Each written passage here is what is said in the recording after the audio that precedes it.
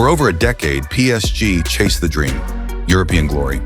Big names, bigger budgets, but always a step short. Until now. In 2025, Luis Enrique led them to the Champions League title. But how did he finally succeed where so many others failed? Today we break down how Luis Enrique transformed PSG into champions of Europe. PSG's Champions League story was a tragic cycle. Talented squads but tactical disarray. Under Pochettino, Tuchel, and Galtier, the Parisians looked like individuals, not a team. When Luis Enrique was appointed in 2023, expectations were muted. He wasn't the flashiest name, but he brought something PSG desperately needed: identity, discipline, and a game model rooted in structure. Enrique implemented a modern, fluid system, a blend of positional play and high pressing. His go-to shape was a 4-3-3, but in possession, it transformed into a 3-2-5. Fullbacks played a key role. Hakimi often inverted, creating overloads in midfield. Nuno Mendes hugged the touchline to stretch defenses. Out of possession, Enrique demanded intensity. PSG pressed high in a 4-1-4-1, suffocating build-ups and forcing errors. It wasn't just talent, it was systemized chaos. The midfield trio of Vitinha, João Neves, and Fabian Ruiz balanced creativity and combat. But the biggest difference maker? Ousmane Dembélé. Ousmane Dembélé, a player once seen as the eternal promise, dazzling on his day, frustrating on others, injuries, inconsistency, criticism. At Barcelona, he was often a headline for the wrong reasons. For years, he was one of the most unpredictable players in European football. Breathtakingly talented, but just as often sidelined or criticized. At Barcelona, he was a €135 million enigma. Injuries, tactical confusion, and a lack of trust saw him become more of a meme than a menace. When PSG signed him in 2023, not everyone was convinced. Could he stay fit?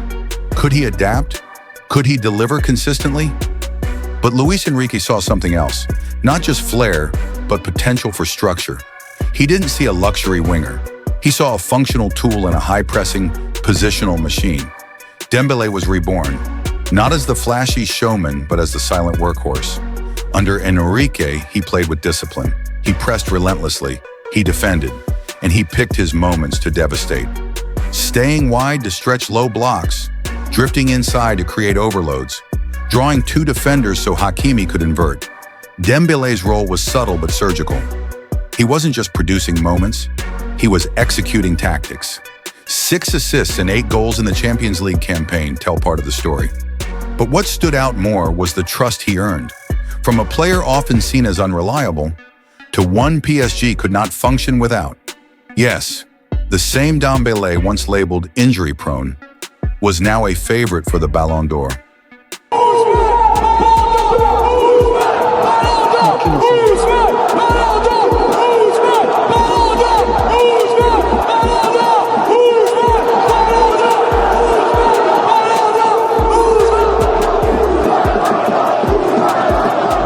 From a medical table regular to a Champions League hero. His evolution was no accident. It was Enrique's vision and Dembélé's commitment. This was the redemption arc, not just for a player, but for a reputation. Dembélé wasn't chaotic anymore. He was controlled, applied through chaos. And while Enrique didn't discover Dembélé, he finally unlocked him. In 2025, Ousmane Dembélé didn't just silence the critics. He became a champion on his own terms. While Dembélé lit up the right wing, PSG's real strength in 2025 came from something they'd often lacked: balance, a team where every piece fit and every player had purpose. But the boldest move? This winter market, when PSG signed Kvaratskhelia from Napoli, a player nicknamed Kvaradona in Naples, now terrorizing defenses at the Parc des Princes. With Neymar gone, PSG needed a creative spark on the left, and Kvara delivered. In a team of structured roles, Kvaratskhelia was the free spirit. It was his individual brilliance that unlocked the door. And then there was Désiré Doué, the wild card who became a weapon. Signed from Rennes with raw talent and flair, many expected him to be a project. Instead, he became a difference maker in the final against Milan with 2 goals and 1 assist. Surely a golden boy, generational talent. Dynamic in tight spaces, fearless in transition, and tactically versatile, Doué gave Enrique something rare: unpredictability off the bench and maturity when starting. Whether playing as a left interior, a false winger, or a right-sided 10, he always added verticality and urgency.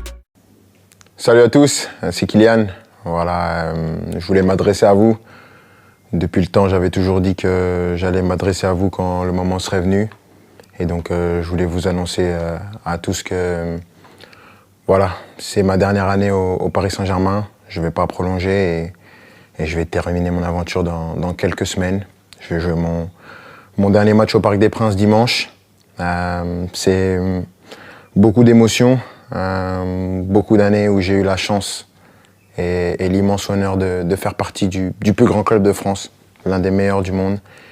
When Kylian Mbappé left Paris in 2024, it felt like the end. Yo te he leído que te gustaba Michael Jordan.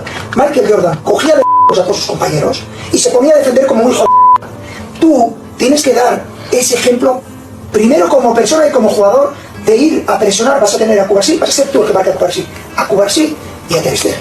Y te vas a pegar todo el partido presionando a Kvaratskhelia que no avance y presionando a Ter Stegen para que juegue rápido. Y volviendo rápido. ¿Para qué? Para ser un líder. Porque tú piensas como que tú nos tienes que marcar goles. Claro, tú eres un fenómeno, un top mundial, ninguna duda. But Luis Enrique saw it differently. Mbappé's departure wasn't a setback, it was a reset. He didn't try to replace Kylian. You can't. Instead, he replaced the idea that one man defined this club. He turned PSG into a team. Not a brand built around one superstar, but a collective built around purpose. In 2025, they lifted the Champions League trophy not despite losing Mbappé, but because they moved on from needing him. Luis Enrique didn't just rebuild, he redefined. In the wake of Mbappé's exit, he created a new culture, one where talent met identity and ambition met unity. This isn't the PSG of old. This isn't hype. This is structure, strategy, stability.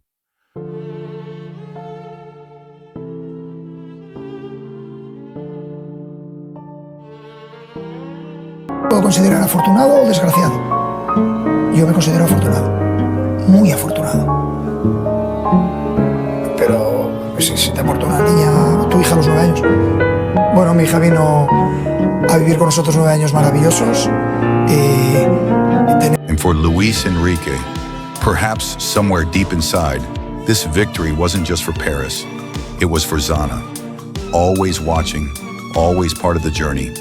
Behind the tactics, behind the trophies, behind the press conferences and tactical diagrams, there is a father, a man who lost everything and chose to keep going. In 2019, Luis Enrique stepped away from football, not for a new job, not for a scandal, but for love. His 9-year-old daughter Xana was battling osteosarcoma, a rare and aggressive form of bone cancer. He disappeared from the spotlight, not as a coach, but as a father. For 5 months, he stayed by her side, until the unimaginable happened. Xana passed away on August 29, 2019. The world moved on, but Enrique's world never did.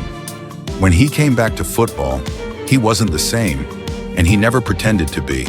He spoke less, smiled less, but coached with more intensity, more clarity, and more compassion. Xana's loss didn't harden him, it refined him. He understood pain, he understood perspective, and more than anything, he understood people. He knew what it meant to fight for something bigger than football. And so, every training session, every team talk, every tactical tweak carried the echo of Xana.